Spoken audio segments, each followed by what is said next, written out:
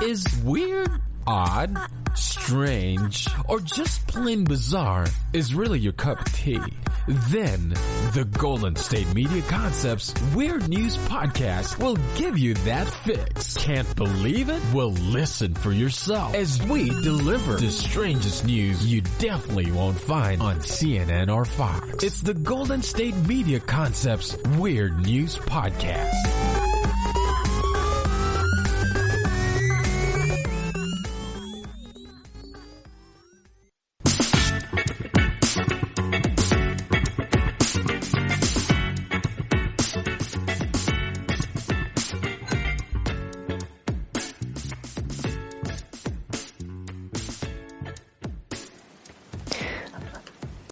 All right. Thank you for tuning in to the GSMC Weird News Podcast, brought to you by the GSMC Podcast Network. I'm your host, Emily Ferrier, here to bring you through some of the weirdest stories in this situation in the past few days. All right. So, first story. For those of you lucky enough to still be working, the adjustment to working from home can be daunting. And for some, it's very funny. Lizette Ocampo is the political director at People for the American Way, an organization that does work like encouraging people to vote and helping progressive candidates win elections. Like other offices, Ocampo and her colleagues are now working from home, which includes meeting using video calls. And that's where Ocampo's trouble began. As part of her work, Ocampo joins a regular virtual happy hour for community leaders hosted by Equus, a fun way to connect. To add to the fun, Ocampo downloaded some funny filters during these happy hours, but the problem is that she'd forgotten that she'd done it. So Monday morning, she says, we had our meeting, and I usually tried to do a camera, and when we started the meeting, I saw myself as a potato. Yes. I was so confused as to why I was a potato, she said. Of all the things I could be, why a potato? And then she realized that it was because she downloaded the filters but could not figure out how to change it back. Meanwhile, obviously, her colleagues were enjoying a good laugh. She said, as a progressive organization, we fight for justice for all and access to opportunities. And in the last 3+ years, it's been tough, she said. So she said, I just kind of gave up and stayed as a potato for the rest of the call. It was very funny. I think you should check it out. The tweet itself blew up and now has nearly 900,000 likes. It's a lot of likes for a potato.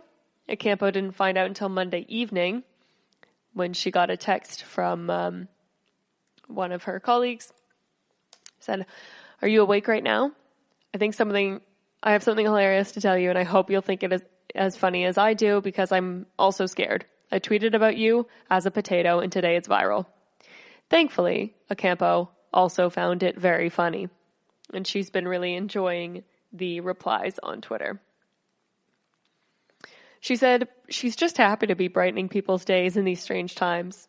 I hope people are taking this seriously, to be safe, and stay planted. Banooch. Very funny. All right. In other news, officials all over the country cannot stop emphasizing the importance of practicing social distancing to slow down the spread of coronavirus. Now leaders in Leon County, Florida, are giving people an interesting visual to help them maintain proper social distancing from others. This is a reminder that during COVID-19, please remember to keep at least one large alligator between you and everyone else at all times, Leon County said on Facebook. Very funny poster, by the way.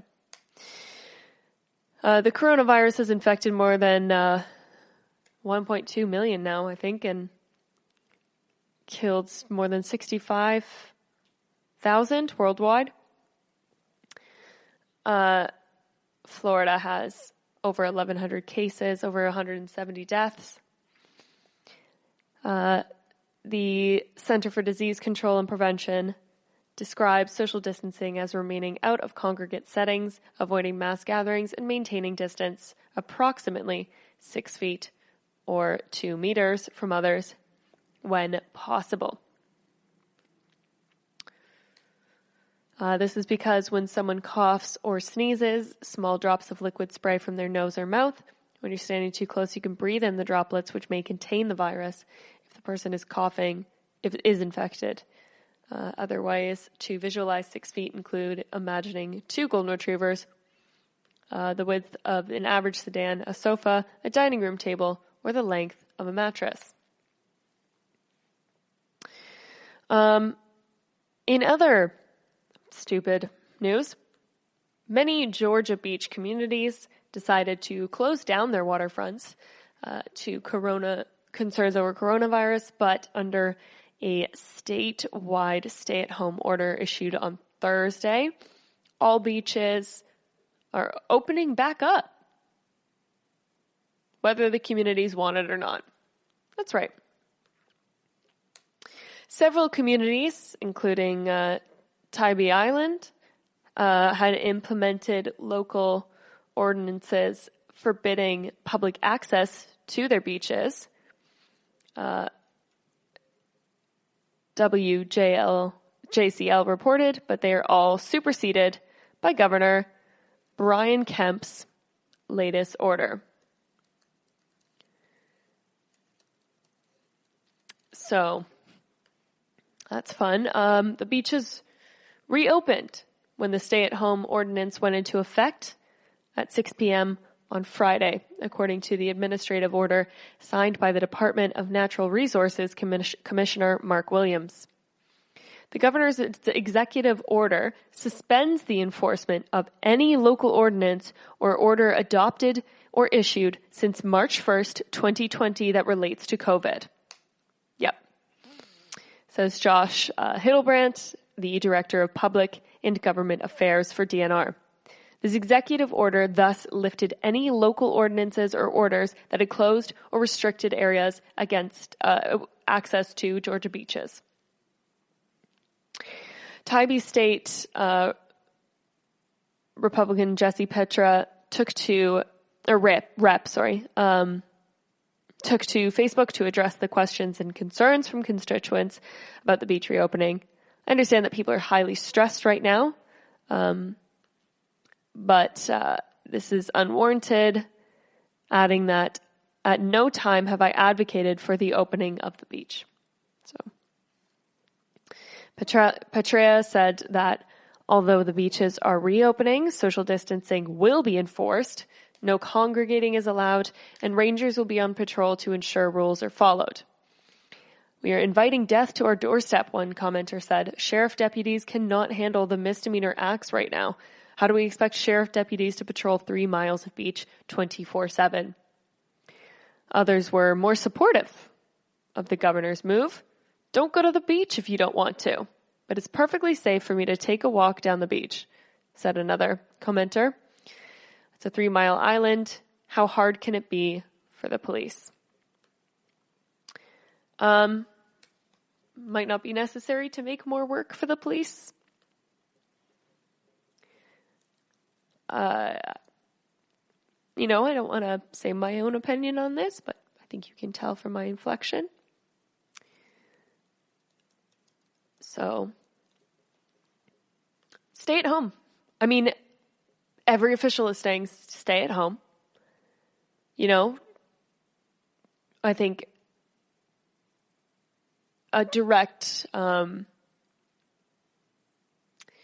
defiance of that is kind of not showing solidarity with the rest of America, but there you go. Stay at home is all I have to say on that matter. When we come back, some cries for imports from Germany. We're going to talk about what Germany is asking for when we come back from the break. So stay tuned for that And don't go anywhere. Wait for it.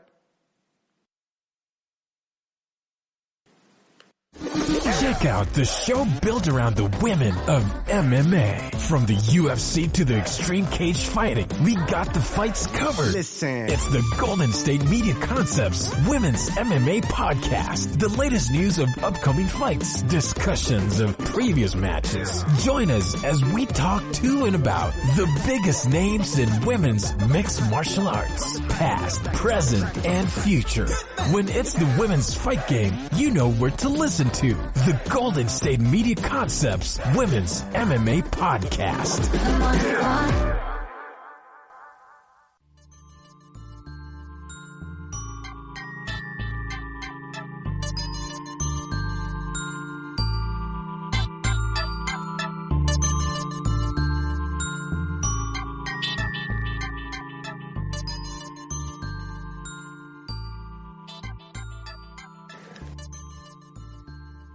All right. Welcome back. Before the break, we were talking about some, poor decisions made in this time. And now, Germany imports tons of extra pasta from Italy during the crisis.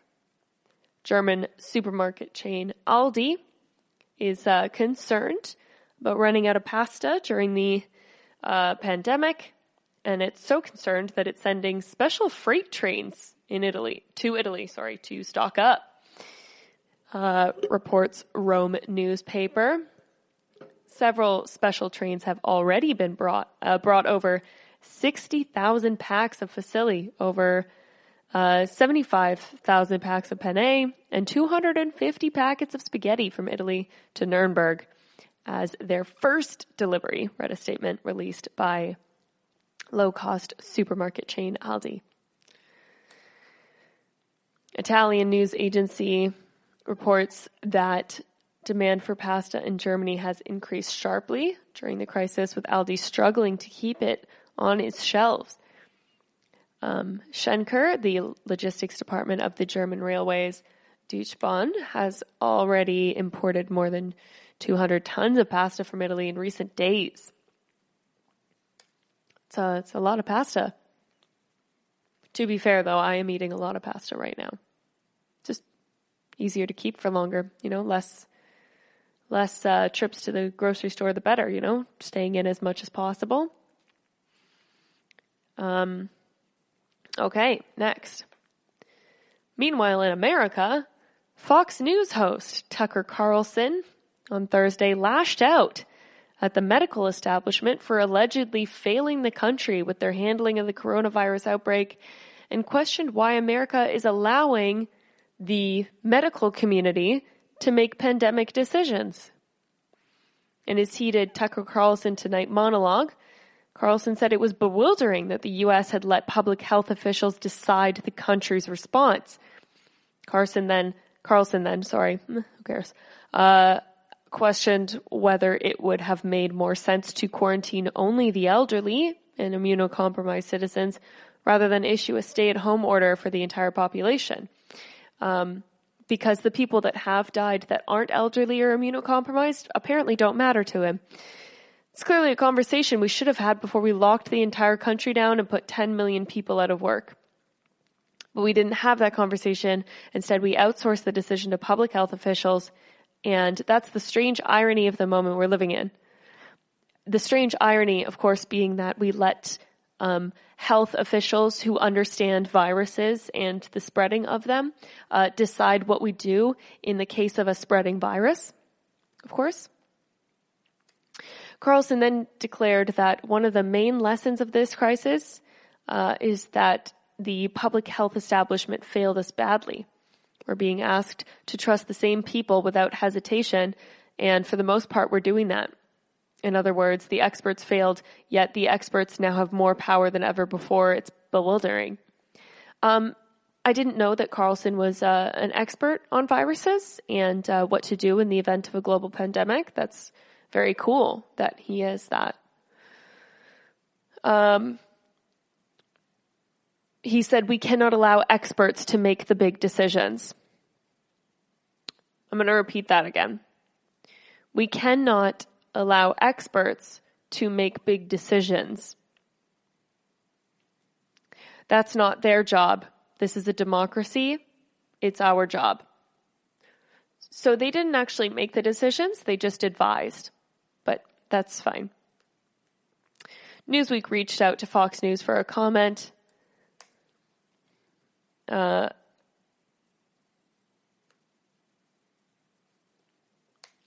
Since its debut in November 2016, Tucker Carlson Tonight, described by Fox News as an hour of spirited debate and powerful reporting, is focused on threatening stories about immigrants and outrage over political correctness.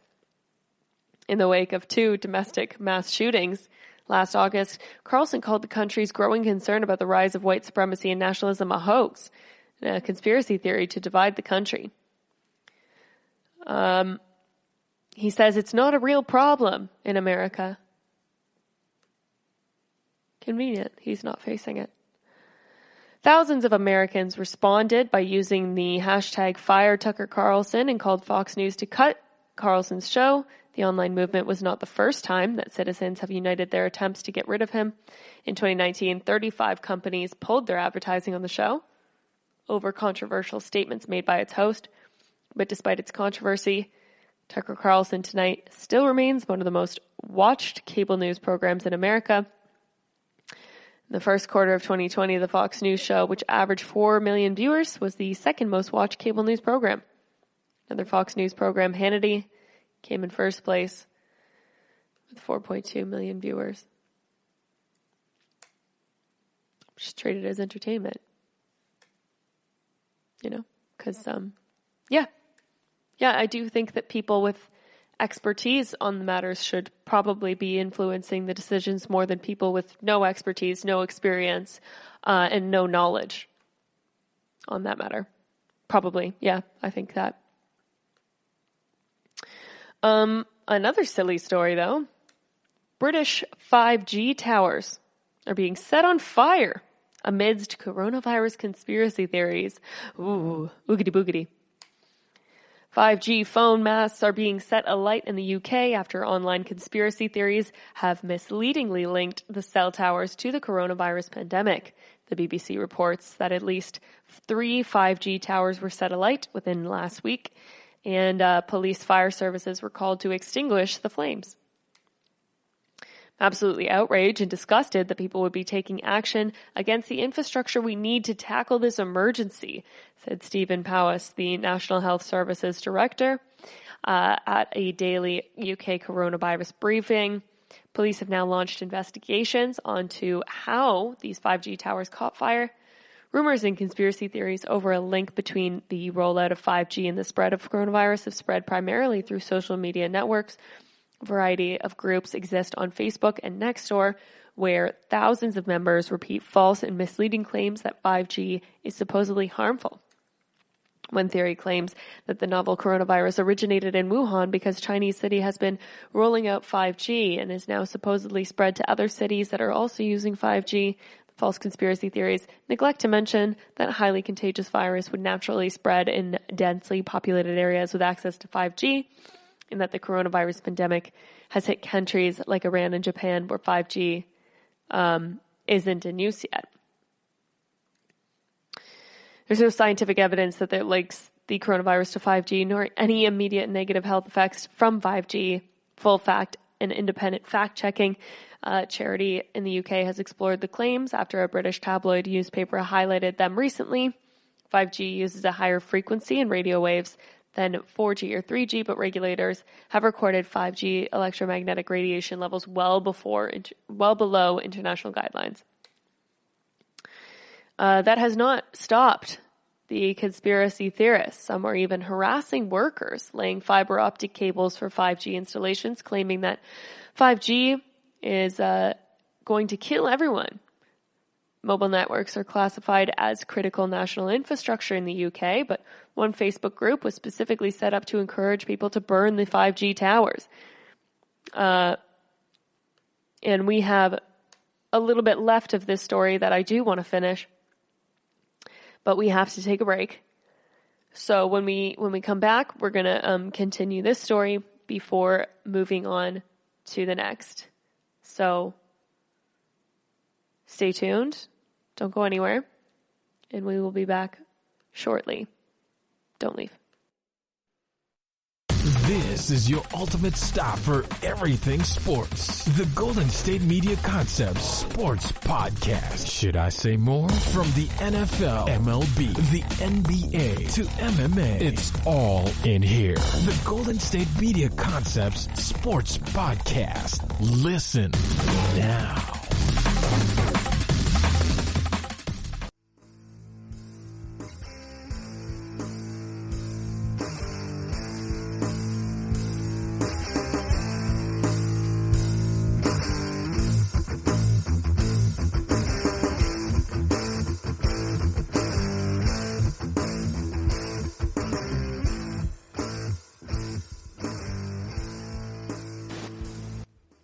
All right, welcome back. For the break, we were talking about conspiracy theorists who were concerned that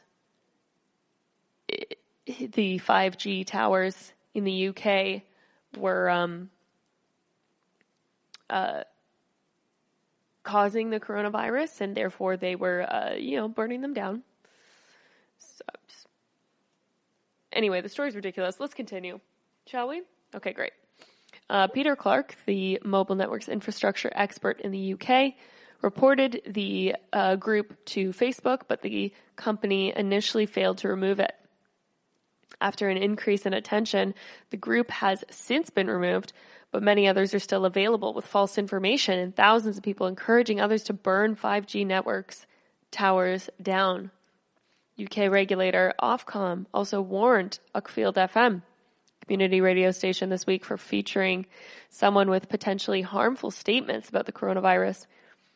A guest identified as a registered nurse appeared in a 20-minute segment on Friday claiming that 5G is sucking the oxygen out of people's lungs. Doesn't make sense. The segment also spread falsehood that 5G and coronavirus are linked, and clips of the radio show have actually been shared widely on Facebook since. Like many conspiracy theories and disinformation campaigns, Russia may well be at the heart of these 5G scares with a large number of Facebook groups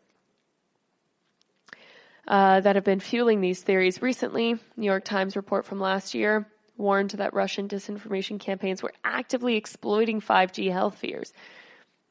RT America, a Russian government-funded TV network, aired a report more than a year ago in which a RT reporter claimed 5G might kill you.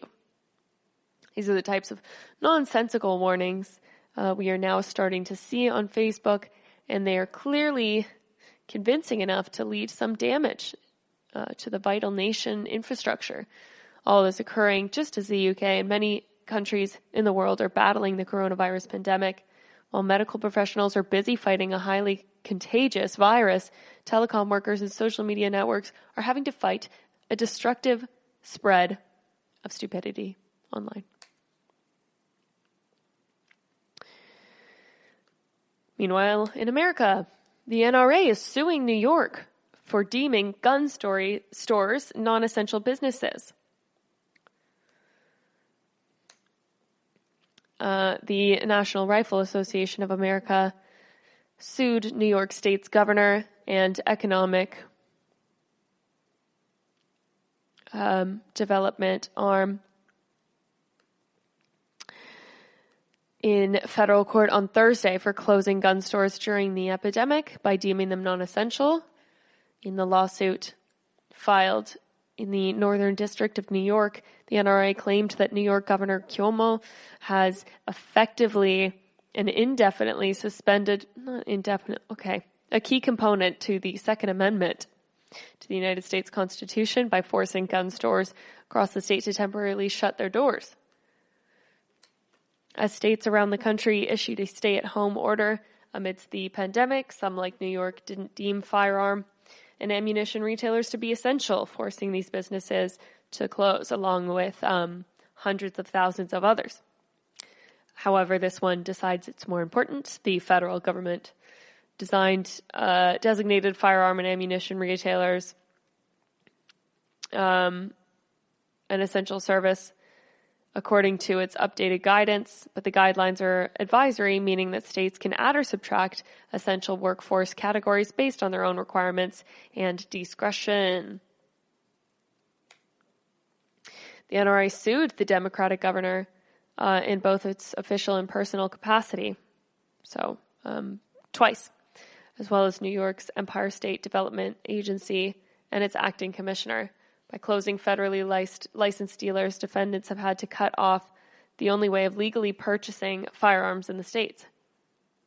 The lawsuit says, as a result of the government's overreach, most New Yorkers have no legal way to exercise the constitutional right to purchase arms or ammunition. We also are all meant to stay inside right now and not go anywhere.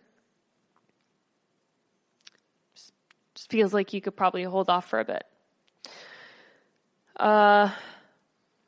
In its filing, the NRA also suggested that the pandemic could be a time of heightened need for a firearm, to shoot the virus. Current public health emergency does not justify impeding the exercise of the Second Amendment rights, especially during a time when New Yorkers have valid concerns about the ability of government to maintain order. Criminals being prematurely released from jails, all the more reason to not...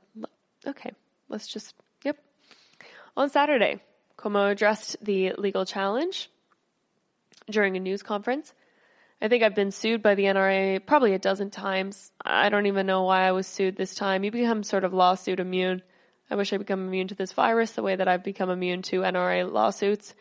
Chris Brown, the president of the pro-gun control group, called the lawsuit another attempt by the NRA to jeopardize life-saving responses to stop the spread of the deadly virus that's killing thousands of New Yorkers.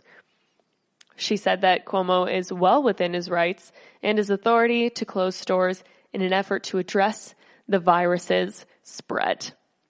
The Second Amendment, she says, like all amendments in the Bill of Rights, is balanced by concerns of public safety and health. She added, right now those concerns necessitate the closure of many businesses, including the need to forbid large gatherings, which are also rights otherwise protected by the First Amendment. The Second Amendment does not supersede the First, nor does it override the need to stop the spread of the coronavirus.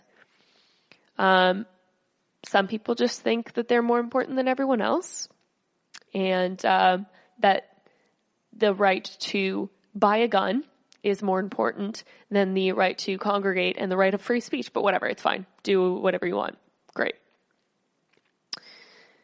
I have a big story coming up, so I'm going to save that for the next bit.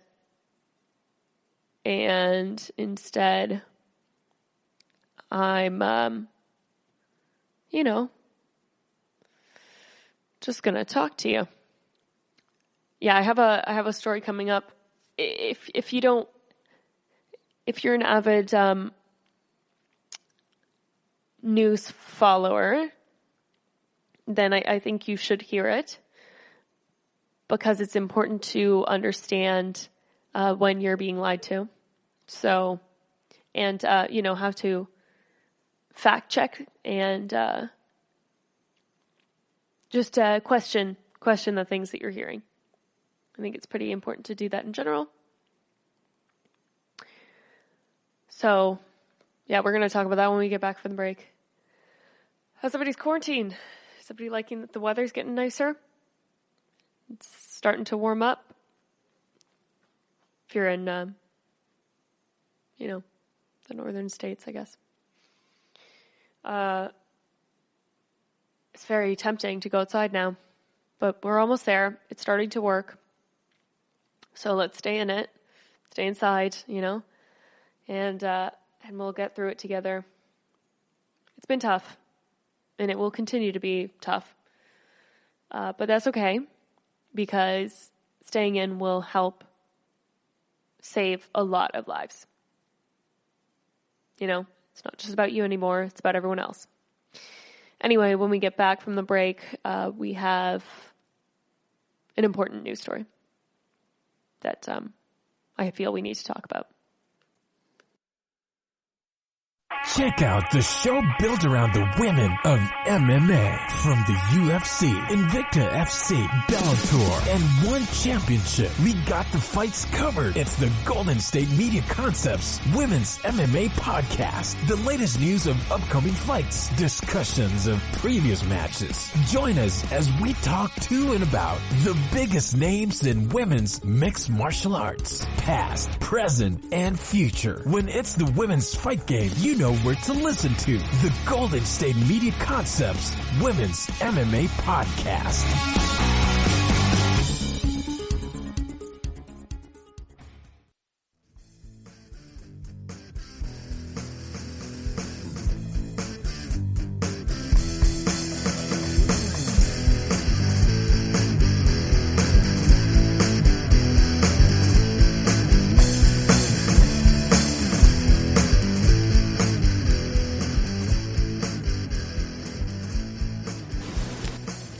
All right, welcome back.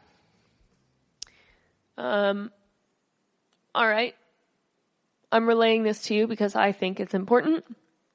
This is not to take sides, so complaining about the story kind of only proves my point.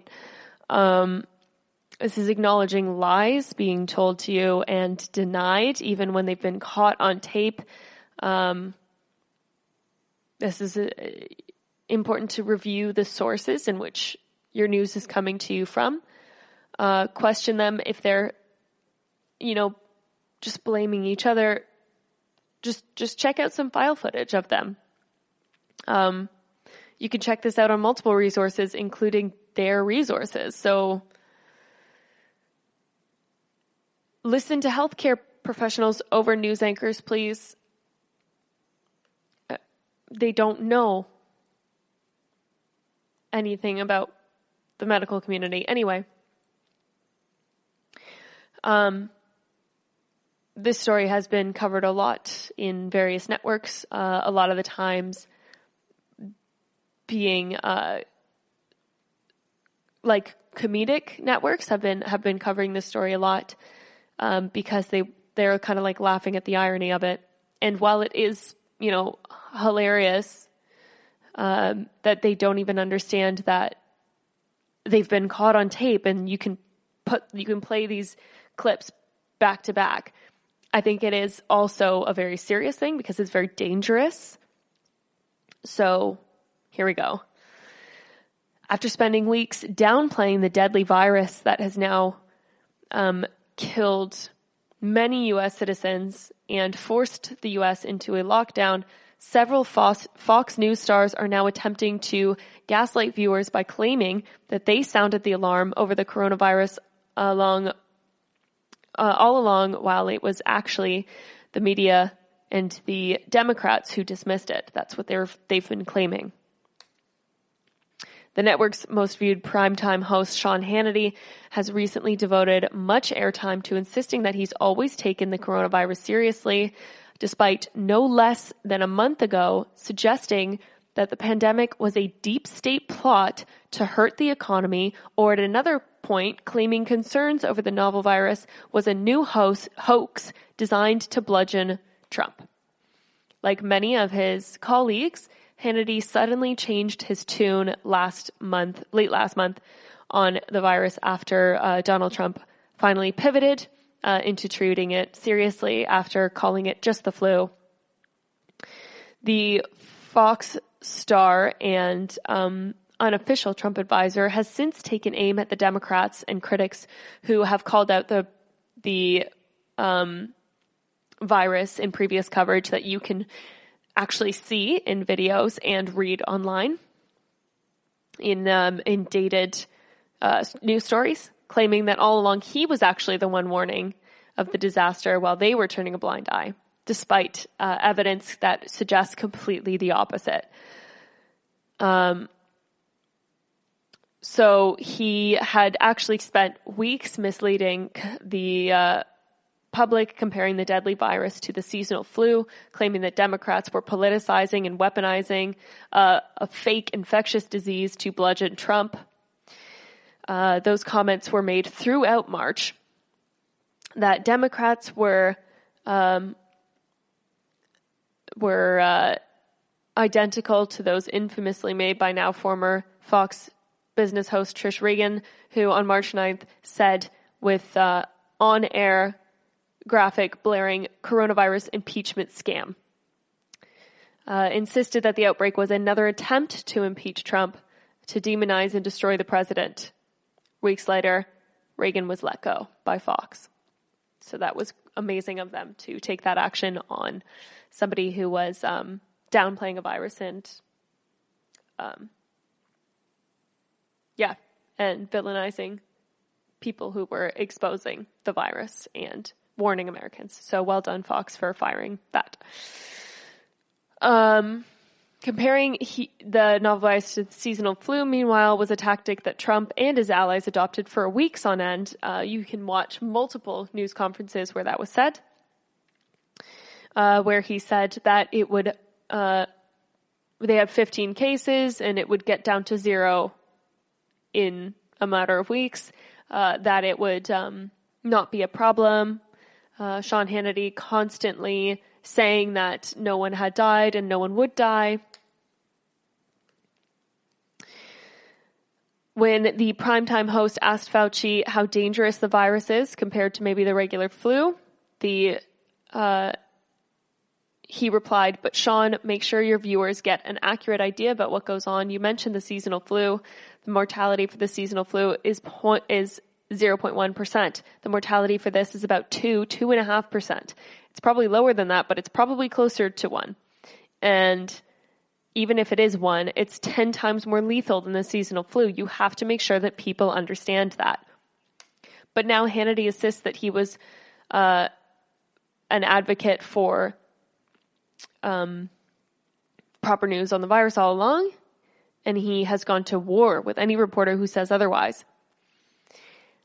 He's issued threats to sue other news outlets for criticizing his coverage. And he says one far-left media mob maniac over the New York Times is using the virus to attack her least favorite network and yours truly. Now, if she ever actually watched our coverage and cared about the truth, she should actually put a correction in her newspaper. We reported from the beginning. You did report that it wasn't a problem, actually. Hannity claimed he'd always taken it seriously, but he had called it a hoax live on Fox News. You can see him saying that, even though he immediately denied, not immediately, but weeks later said, "I never called it a hoax." You can watch him calling it a hoax online. It's very important that you take these things seriously and you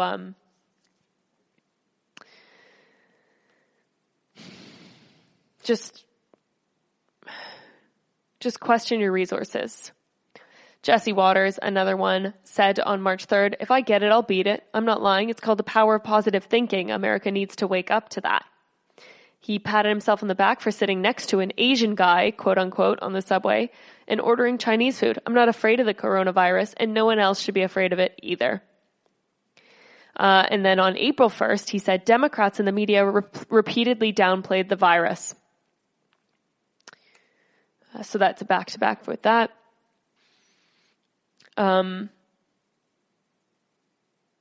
He also compared it to H1N1, and he said it was highly contagious with a low mortality rate. And if nearly 13,000 Americans died from swine flu, so far just a dozen Americans have died from coronavirus. This isn't downplaying, this is just context. It's just a big health scare.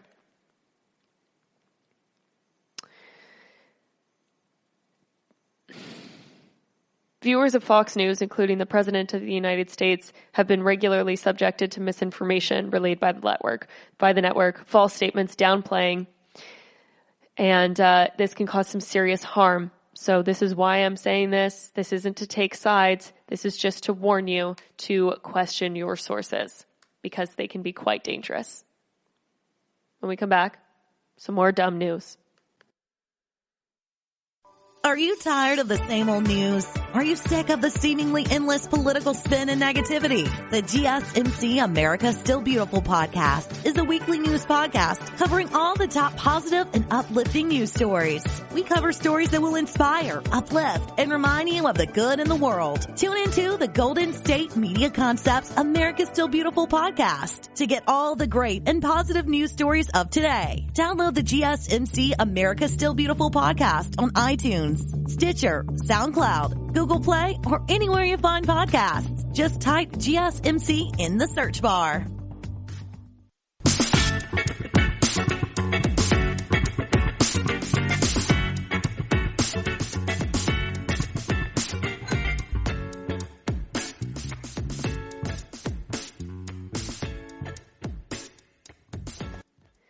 All right. Before the break, we had a serious note just because I was very concerned about what was being shown to the American public that tend to get their news from one resource and how dangerous that can be, and how to decipher when you're being lied to. Anyway, in a sillier note, well, sillier, but dumb, New York City police officers arrested 3 people in Brooklyn over the weekend after they allegedly failed to maintain social distancing. Court documents reviewed by The Intercept show the 3 individuals appear to be among the first in the city to be arrested over the mitigation measures, despite city officials promising that those disregarding the lockdown would face fines at most. Violating social distancing is not a crime per se, but each of the individuals arrested were charged with obstructing governmental administration, unlawful assembly, and disorderly conduct. In a criminal complaint, police claim an informant observed a group of about 25 people hanging out in Bedford neighborhood last Friday night, and that the defendants refused to leave the location and disperse.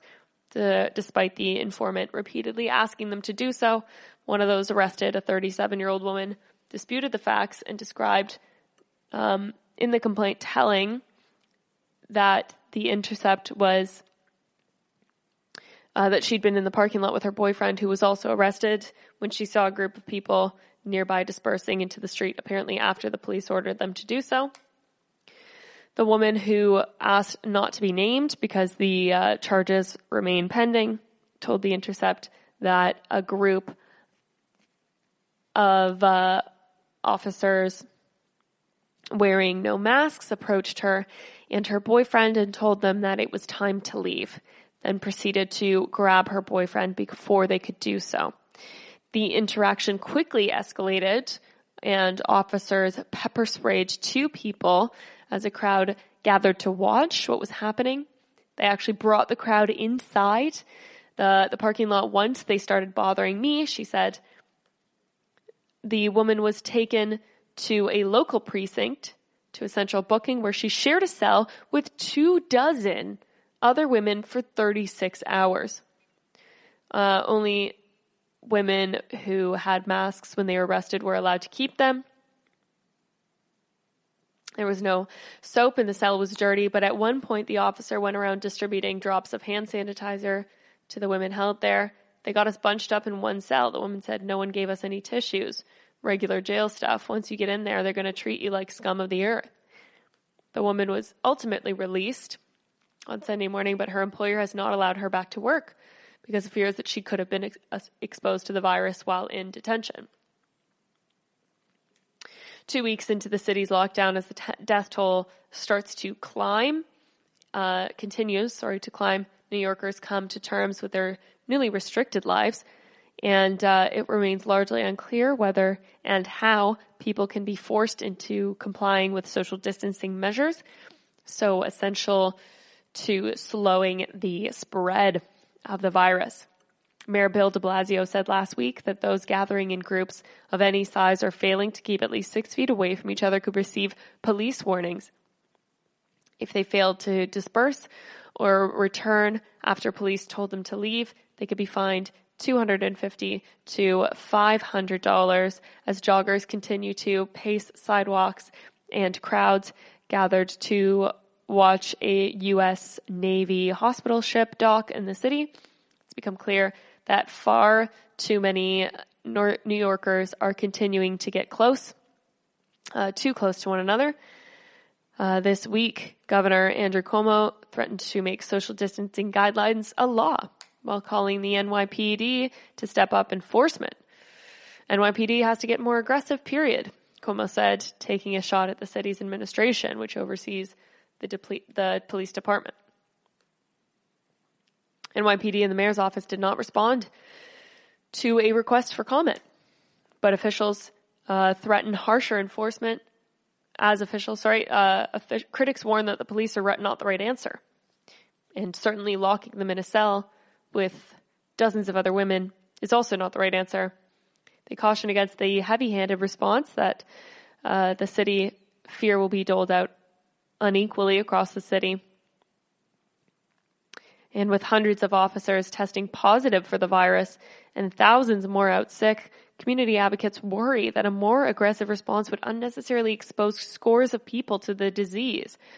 While the criminal charge for failure to social distance does not exist yet, officers have had a lot of discretion in their encounters with the public and can arrest people under vague charges, such as disorderly conduct, obstructing government administration, or resisting arrest. That means that police interventions meant to keep people at a distance could quickly escalate them into physical and possibly violent interactions.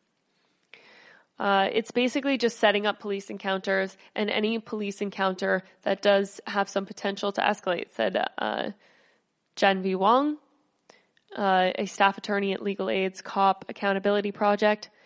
One of the failings right now is that the NYPD has not been communicating very clearly to the public what their role of policing actually is during this time, and a lot of people are not very clear. Police need to practice social distancing. While advocates fear that social distancing enforcement might lead the police to escalation, they also warn of the serious health risks involved of close interactions between the police and public. More than 1,400 NYPD employees, including more than 1,000 officers, have tested positive as of Wednesday. That puts the police department infection rate at least 3.8%, far higher than the city's overall 0.5%, and almost as high as Rikers Island, where the estimated infection rate stands at a staggering 5.1%. The highest rate of infection within the NYPD is explained by officers' status as first responders. And in a sign that the virus has taken a heavy toll in the department, more than 15% of the force called out sick this week. Dermot Shea, the police commissioner, called that a good thing. We don't want anyone sick in the workplace working sick. Some have argued that the city has done too little to protect officers. Thus, anyone whom officers interact with in mid-March by the Police Benevolent Association, the largest police union in the city, filed a complaint accusing the department of failing to provide officers with enough protective equipment. Vitale stressed the importance of New Yorkers avoiding close contact with each other, but called for a community-based alternative to pressure people into staying at home. What do we think?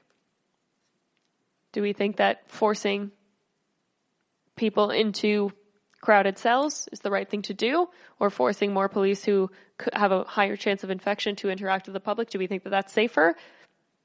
I'm not sold. I'm not sold on that. It sounds a little bit dangerous to me.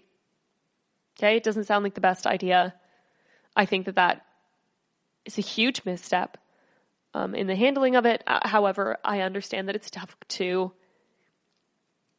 handle it in another way because some people are really not taking this seriously because they've been giving misinformation and they don't understand the danger. So I'm not sure. I'm not sure where I stand on that one. When we come back, what else do you think we're going to talk about? Realistically, there's just so much. There is so much. Okay. Stay tuned. Weed candy is part of it. So,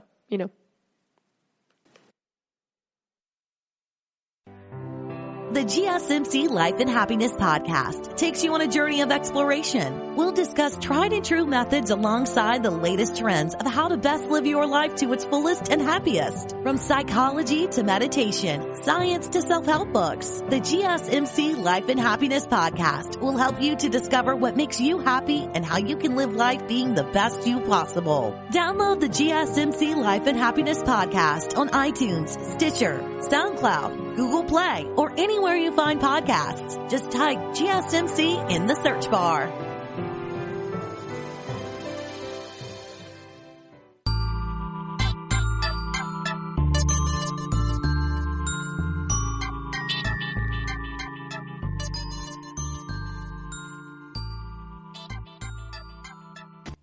Welcome back.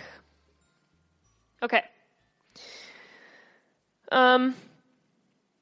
Here we go. We were talking about police reactions, and we do have another quick police reaction story to get to before our final story. So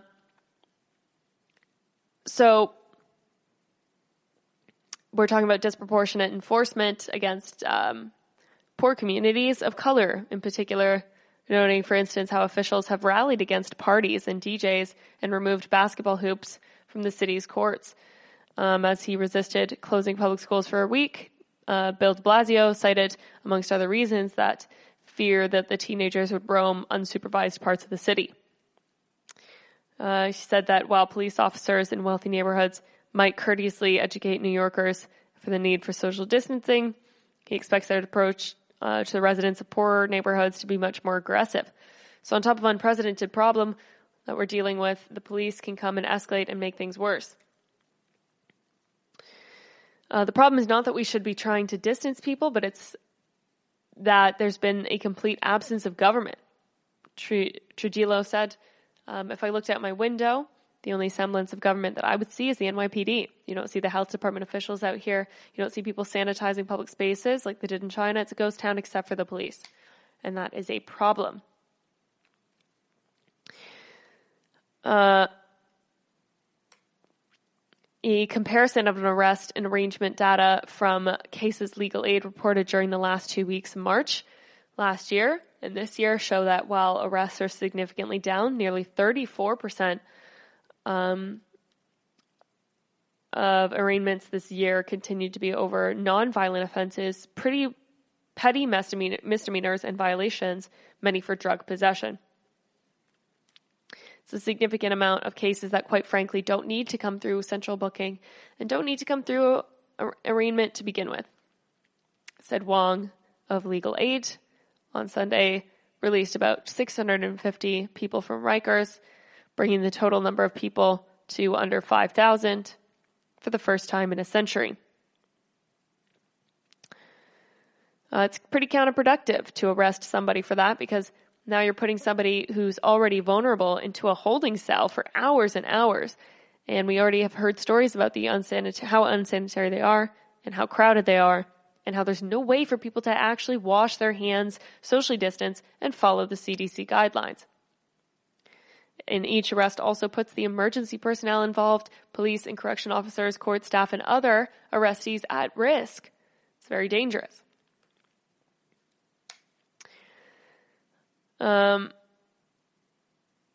We want them to modify their protocols to reflect the fact that we are in the middle of a public health emergency, and we are at the epicenter of the pandemic. Other cities with far fewer cases have already decided that it's for the community's best interest and the interest of the individual officers to decrease instances of police encounters with civilians.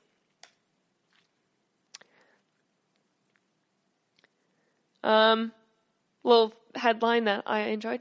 Charlie Kirk worries that coronavirus stimulus shows that Medicare for all is actually perfectly affordable.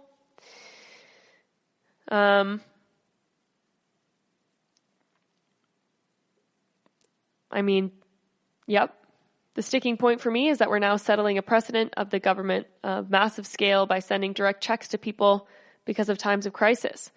Maybe this is a serious crisis, at least an economic one, but what about the next time? Kirk raised his own concern about regarding the proposed Medicare for All plan, costing $200 a year for each person.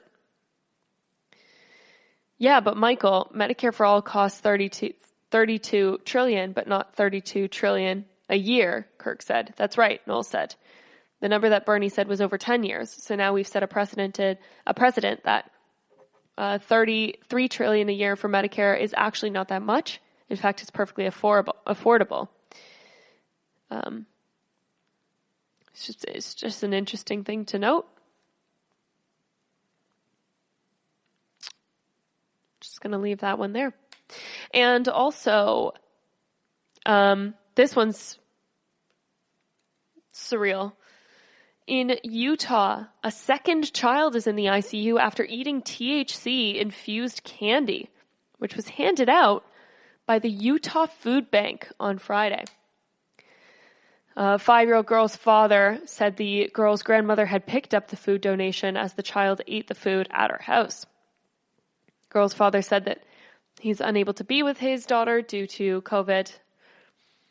It was brought to the Utah Food Bank statement says, it was brought to the attention of the Utah Food Bank today that a recent food donation contained medicated Nerds Rope candy that's infused with THC, which passed through a partner agency in Roy for distribution to clients who have recently visited the First Baptist Church of Roy and received Nerds Ropes. Candies are advised to check the label for the word medicated above the logo and other package markings that consist with the THC content. And if you received any of these, contact the Roy Police Department. And they will send an officer to pick up the products, no questions asked. These packages look exactly like Nerds Ropes, so it's almost impossible to detect the difference unless you look for it specifically. So far, all other Utah Food Bank partner agencies have been contacted, but none have received the products. We're absolutely horrified that this product went into any of our partner agencies. We could see how volunteers would not have known what to look for. We apologize to any families who may have received the product and are now changing our processes involving such donations immediately to avoid it happening again. This is after an 11-year-old girl was also hospitalized for eating the rope accidentally. It has 400 milligrams of THC. The recommended dosage for an adult who regularly uses THC is 5 to 30 milligrams. So that is an overwhelming amount of THC.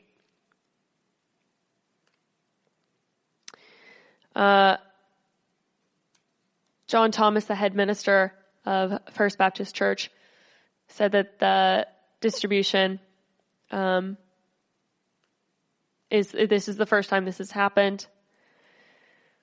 Thought it was an oversight, but yes, if you've received this donation and this applies to you, make sure you check the labels. And I think that's all we have for today.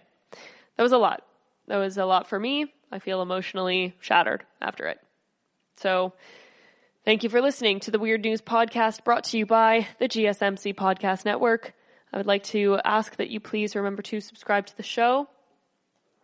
And if you could write us a nice review, rate the episode, that really helps. Also, please follow us on Facebook, Twitter, and Instagram. Remember to question your resources. Check it out. Wash your hands. Stay socially distant. Only go outside if you absolutely have to for groceries or medical appointments. And stay safe. Stay healthy. We'll talk to you soon. Have a good night.